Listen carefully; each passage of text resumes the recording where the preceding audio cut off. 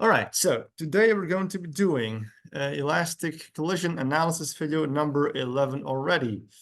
But it's going to be a little bit different, okay, in the sense that we're going to be dealing with heavy cards colliding into a smaller card, into a small mass card.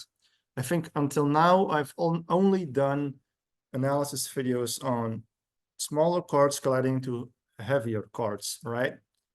Such that after collision that the small mass card bounces back in the opposite direction. So that's the main point that we're trying to prove, that direction matters in a collision. So when one card after collision bounces back in the opposite direction with respect to the other card, right? If this card goes in this direction and the other card goes in the opposite direction, then they will have opposite signs. One will have a positive direction and the other will have a negative direction.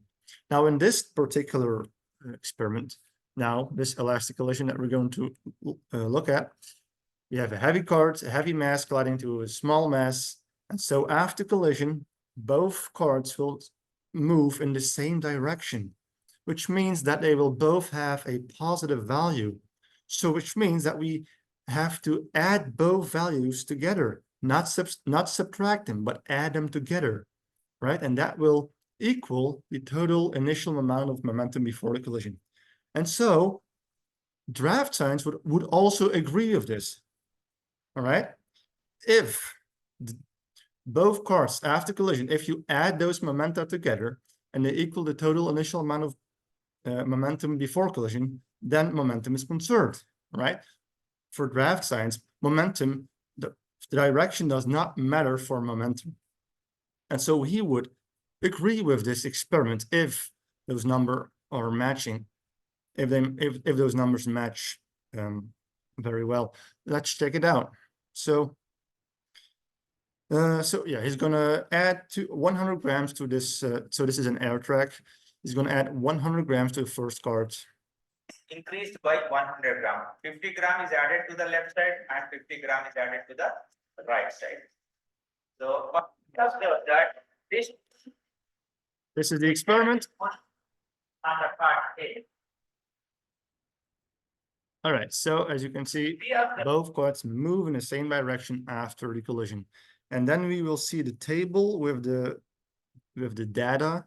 So here we see before collision, so the mass of card 1 is 300 grams, and the mass of card 2 or card B is 200 grams almost.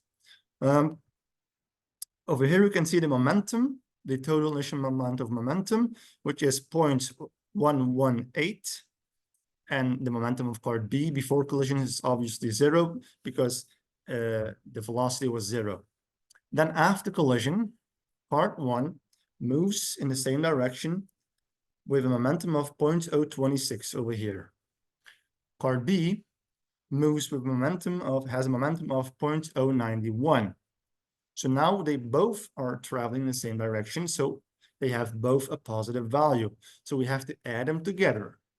26 plus 91, right? Which is 117. 117. What was the total initial amount of momentum before collision? 118. So 118 versus 117. They match pretty well, so momentum is conserved here, right? We have added the momentums together because they both traveled in the same direction, so both have a positive value. We have to add them together, and the momentum is conserved here. Now, this is also what conventional science does, okay? So draft science, according to you, this is a good experiment because it matches your model.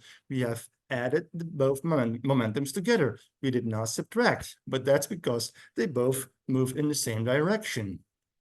Whereas in other experiments, when the other card bounces back or reflects back in the opposite direction, then suddenly your model doesn't make sense anymore, or it does not match the results of the experiment.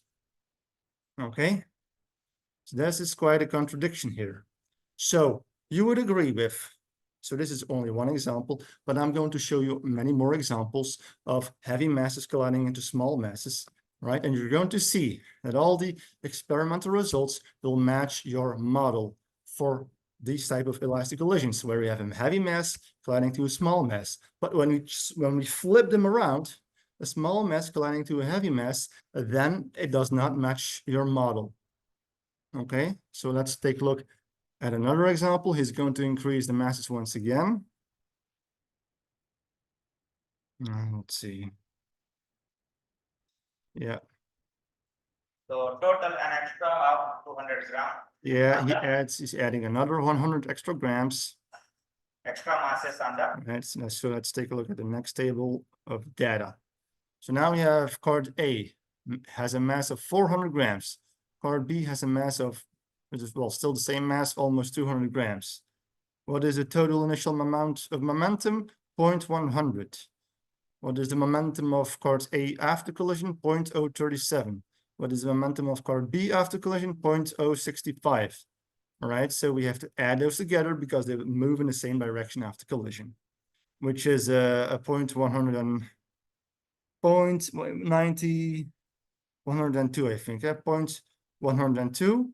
And then, and in the initial momentum before collision was 0.100. 0.100 versus 0.102. Okay, so which means momentum, they match pretty well, these numbers, so momentum is conserved. You have added the momentums together. Both had a positive value because they went in the same direction. But suddenly, all right, I mean, if we swip them around, if we flip them around, instead of a heavy mass into a small mass, if we have a small mass colliding into a heavy mass, then what we see, right, the small mass bounces in the opposite direction. And if we apply your model, Draftscience, then it does not match the experimental results because we have gained momentum. This is going to be a free momentum experiment. So now, and you always say that they deliberately manipulate the experimental setup to match the results of conventional science, to match the predictions of conventional science. Okay, but somehow, so in this case, when we have a heavy mass colliding to a small mass, it matches your model. So in this particular case, they do not manipulate the results. They do not manipulate the setup. And then it's not a bad experiment because it matches the results, because it matches your model. But they only somehow manipulate the experiment when we have a small mass colliding to a heavy mass. Only then, all right, they somehow manipulate everything, or it's done very badly. Okay, so that's absolutely ridiculous. That only in this particular case, all right, when we have a small mass into a heavy colliding to heavy mass, then suddenly everyone all over the world, they manipulate, every scientist will manipulate the results to match the textbooks.